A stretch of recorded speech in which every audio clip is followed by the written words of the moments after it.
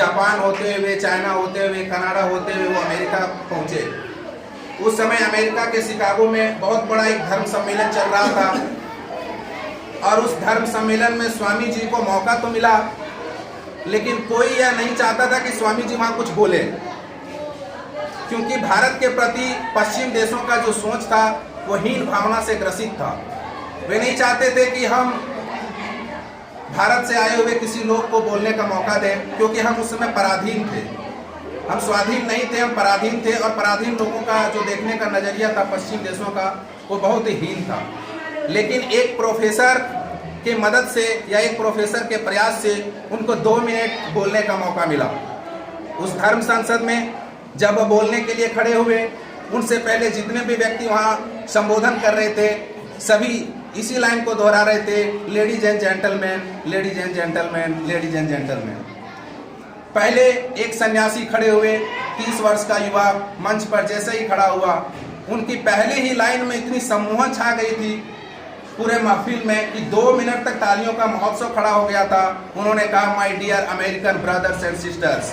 पहली ही लाइन पर पूरी अमेरिकी का दिल जीत लिया था उन्होंने। और इन 2 मिनट के तालियों के महोत्सव के बाद कोई ऐसा व्यक्ति जिसको हम अपनाना नहीं चाहते थे, जिसको पश्चिम स्वीकार नहीं करना चाहता था, उनके एक भाषण पर पूरा पश्चिम उनका कहिए तो फैन सा हो गया। फैन होने के बाद उनके जो विचार थे उन्होंने वहाँ प्रकट किए।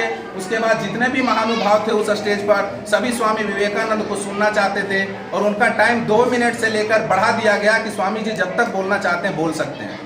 स्वामी जी ने कहा, मैं बहुत ज़्यादा तो नहीं बोल सकता हूँ। और वो बोलने के बाद जैसे वो नीचे उतरे, हम लोग को मालूम है कि एक अंग्रेज महिला ने उनको टोका, बोला, स्वामी जी मैं क्षमा चाहता हूँ लेकिन मैं आपसे विवाह करना चाहती हूँ।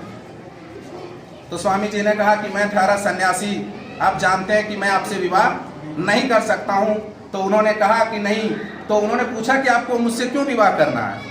तो उन्होंने कहा कि नहीं, हम इतने तेज हैं, यशस्वी हैं, आप इतने तेजस्वी हो, मुझे आपका जैसा पुत्र चाहिए, इसीलिए मैं आपसे विवाह करना चाहती हूँ।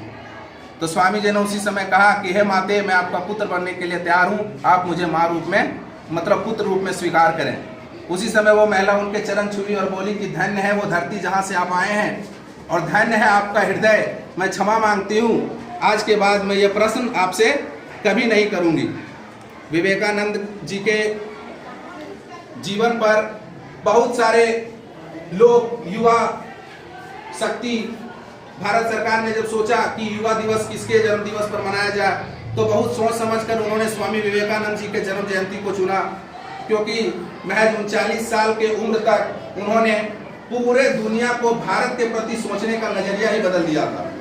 और आज भारत जिस विश्व गुरु बनने की ओर अग्रसर है या बात करता है, कहीं ना कहीं उस पद यात्रा की शुरुआत स्वामी विवेकानंद ने की थी, जिनका जयंती आज हम मना रहे हैं।